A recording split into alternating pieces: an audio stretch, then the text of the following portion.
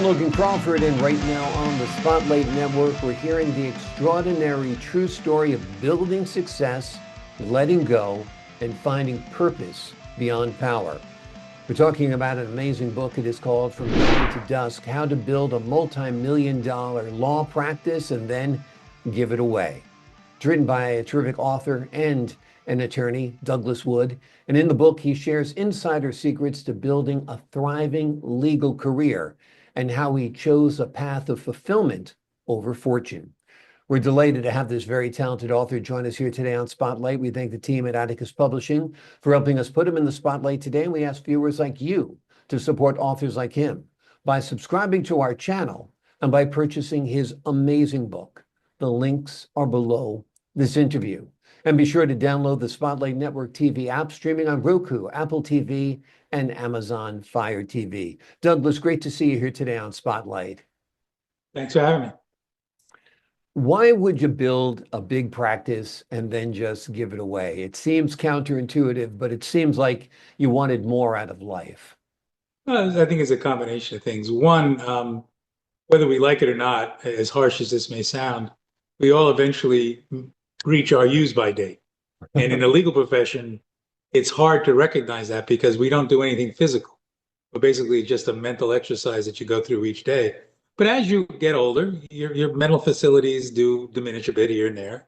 And your clients get increasingly older to the point where the people who start taking over the businesses that you have tend to be younger and want to work with their peers. So lawyers rarely get their arms around the idea that it's time to eventually go. And when I ran law firms and was in the profession for so long, I saw too many sad stories where I'd walk into the office and I'd see a lawyer who was in his late 70s, 80s, even older, who was just lost sitting at their desk and had nothing to do. And it was just a sad story. And I decided that that wasn't going to be me. So I worked very hard for many, many years, built a very substantial practice, and then decided one day, as I talk about the reasons, some other reasons for it in the book, I decided that, now is the time to start planning it. And the key to it, and so the reason I embraced it was that I didn't want to have someone walk in and tell me it's your use-by date, Doug, get out. I wanted to control that destiny to some extent. And I did the same discipline I did to build a large practice through business planning, the same kind of as old as dirt kind of stuff. And I planned out my demise. I planned out leaving. And it worked out very well. It took about 7 years in total from the beginning of the process to the end. So I started when I was 68 and ended when I formally completely left the practice when I was 74. So it was a long process, but it was, just basically a recognition that there's more in life than old lawyers dying at their desks. That just wasn't going to be me. Exactly. There's more to life than writs and torts, no doubt. And you want to enjoy your life while it's still here. Because we all have a shelf life. We just don't know what the date. There you go. That's it. That's exactly it, Logan. Doubt. A lot of people don't realize that many lawyers struggle, that there's a lot of lawyers out there, and you equate always a lawyer to making a lot of money. Some do, and some have very successful practices like yours. Others struggle. What would your advice be to that lawyer who is struggling to build his practice, who isn't at the expiration date yet? The expiration. We should have on our forehead some kind of thing that says that. Here's the thing that I always found fascinating about lawyers in managing them for all the years that I did. They are terrific people at planning out a case, planning out the strategy of a contract, of a litigation, whatever it is. They represent their clients. They do it very diligently. They write it down. They plan it out. They do a great job for their clients. They do a lousy job for themselves. They never actually plan their businesses the way a good business person would do so.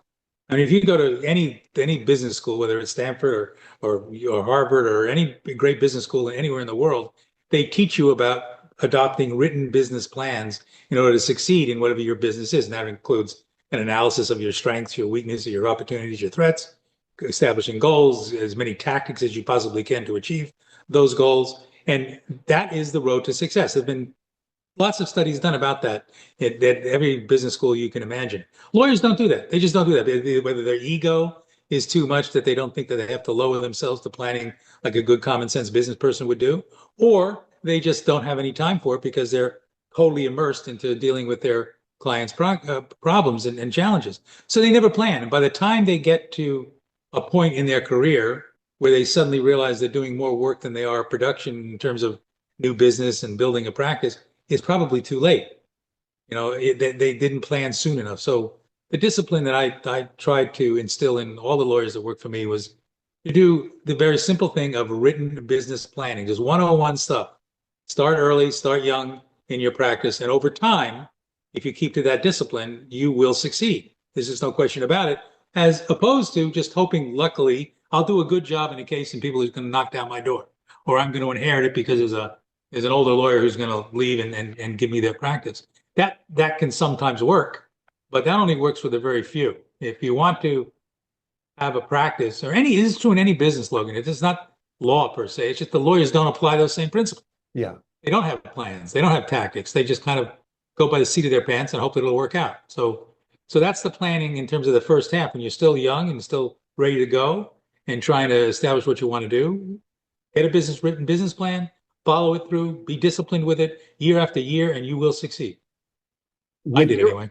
Yep. With your Exodus plan, was there something waiting for you at the end? Did you transition to another aspect of your life or career, or did you simply retire? No, well, that's a great question because retirement is kind of a bad word, when you think about it. Because a lot of people think that when I retire, I guess I go out into the countryside and I have some cocktails at 5 o'clock at night and don't do anything during the day. If that's what you want, great. Right. But that's why you have to do it over time. And I suggest the way I did it, where you found other diversions, you found other things to do, including the nice thing about being a lawyer and having where you're not physically, need any facilities, is you can still use your brain. I went into mentoring, I went into lecturing. I did some other things that kept my brain going outside the context of representing clients.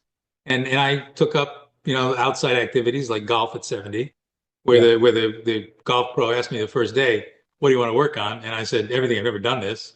And he says, you're taking up golf at 70? And I go, yeah, why not? And he goes, Exactly. well, okay, I'll try to teach you what I can, but you'll never be any good. So I said to him, if you're a motivational speaker, you're doing a really bad job. But he was right. I'm never going to be any good. But to answer your question, Logan, you can't just look at it that, I'm going to retire. You got to plan for it. You got to have your diversions, the other things you're going to do. Your brain doesn't shut down. Your body doesn't shut down. There's no reason. It may be over with respect to the practice you had in the law firm or the lawyers you worked with.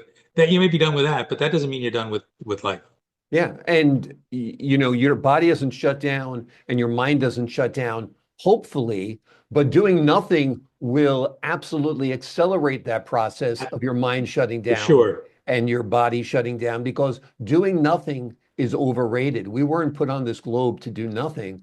We might not want to be in the high intense career that we were in our 40s, 50s, and 60s, but certainly by 70s, you want to be doing something, staying in the game and finding other outlets for your creative energy like you have.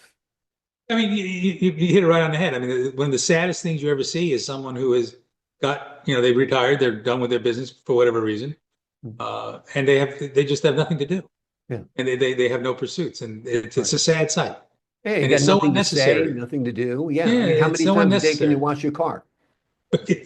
Yeah, that's great. Yeah, because that's probably that ought to be the litmus test. That's the question you ask somebody retiring. How many times do you wash your car every month? And if it's over 3, then you got a problem. Exactly, exactly. If you're squeezing in time to get it to the car wash, that might be There a you good go. thing. There Talk you to us a go. little bit about your writing career. This isn't your only book. You have multiple books out there. Talk to us about some of the works that you're very proud of.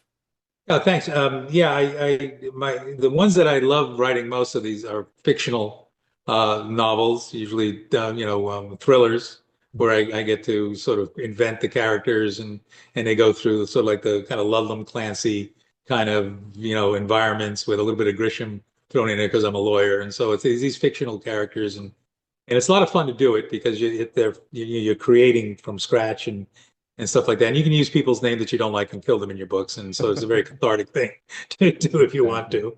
But no, I've written 7 fictional novels. They range from sort of some sci-fi stuff to artificial intelligence stuff to just profiling of serial killers and They run kind of the gamut, but they're very enjoyable to do. It's one of my well, I'm very lucky that that's one of the diversions I have and that I developed early on many years ago because I just like creative writing. So I pursue that, and my publisher um, told me a number of years ago that because I had a kind of a colorful career as a lawyer, that I needed to write needed to write some memoirs. And I said, no one's going to want to read that. And no, you can write. So I wrote a book. The first memoir was called Asshole Attorney, which may be a little redundant to some of your viewers. But anyway, so that was the first book that I talked about my career. Then she said when I was retiring, she said, you got to write about this now. So I said, okay, I'll write about this now. And then that's what gave birth to From Dawn to Dusk. So it's been a great body of work that I've been privileged to make and create and hope that people enjoy it. There's nothing more rewarding as an author than, you're out either on the beach, you're at a pool, you're somewhere where people are reading, and you walk along and you see your book in somebody's hands. I mean, that is the most rewarding thing that an author can have, in my view, other than I guess a motion picture, which hasn't happened to me. But I have run into folks in random reading some of my books, and that's really terrific. And again, it's all about the emotional connections you can have with doing things other than what you necessarily do for your day-to-day work. And that I don't mean to sound, I'm not a psychologist, so I don't have the pedigree to make this an official sort of diagnosis for people, but the sadness I see so often is people who are completely immersed in their work, and they're proud of the fact that they work 80 hours a week and do all this stuff. And I just want to shake my head, say, that's not going to last, pal. Right. And if you have that approach to things, then God bless you, but you're going to find yourself alone much sooner than you think. Exactly. And like many people have said over the course of time, nobody said on their deathbed, I wish I spent more time at work, you know? So Exactly. So then not why, Logan, do people say, why do people then in their day-to-day lives speak so proudly about how they work their butts off and work 80 hours a week? You're right. Someone Yeah. should, next time someone says it to me, I'm going to ask them, what do you think your last words are going to be on your deathbed? Yeah, I wish I'd spent more time at work. Yeah, I think a part of it's ego, that you've built this Sure. successful business. There is a joy in getting immersed and lost in your work. Mhm. It is a creative process and there is a thrill to that. But I think life balance is very, very important. I mean, I try to seek it with my own career. Not so much when I was younger, more so now that I'm older. Sure. So I think you and I are on the same page, quite literally, when it comes to your book. Before we leave you today, let me ask you this: what do you hope readers take away from your book? That you have the ability to plan your destiny, whether it's when you start out as a new business person or when you're going to find time to let it go and move on with your life, that it's all in your hands. If you take control of it and you plan for it and you follow the discipline that is used countless times by successful people, both in entering and leaving whatever their profession is, you will succeed at it. So one message I want people to come out of this book is plan for yourself, take control of your destiny, don't let other people jam it down your throat. Wonderful, great advice. The name of the book, From Dawn to Dusk: How to Build a Multi-Million-Dollar Law Practice and Then Give It Away. In it, Douglas shares his insider secrets to building a thriving legal career and how he chose a path of fulfillment over fortune. With equal parts of humor, honesty, and hard-earned wisdom, this author offers a roadmap for both new attorneys and seasoned professionals ready for life's next chapter.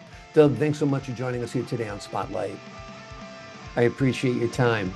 And to the folks at home, I'm Logan Crawford, thanking you for your time this time. Until next time on Spotlight.